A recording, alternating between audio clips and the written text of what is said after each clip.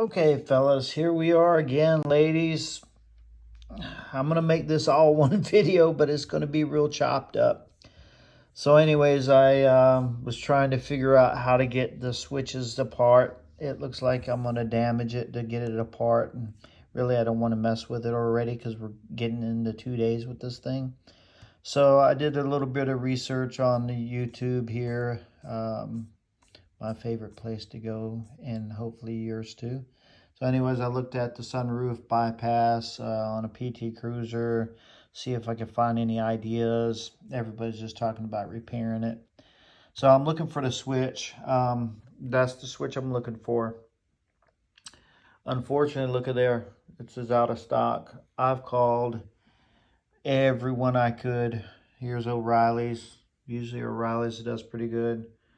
Yeah, they're out of stock. Cannot find. Sorry, no results found. So it looks like we're going to be going to the junkyard, man. Even went to the Mopar, called Dodgeland Mopar. I can't find anybody that sells a switch anymore. They've discontinued. So just an idea on if you guys are looking at any of that stuff, make sure that you're looking.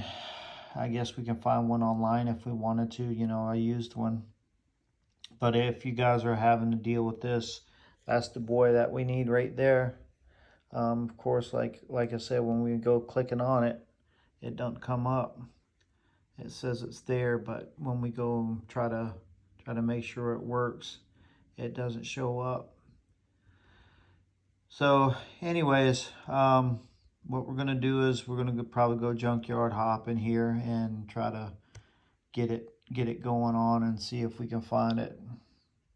See, it says this part does not fit, and when I go to looking for it, it's not going to show the right one. Anyways, we'll catch y'all later. We'll probably catch up with you guys at the junkyard. All right, later.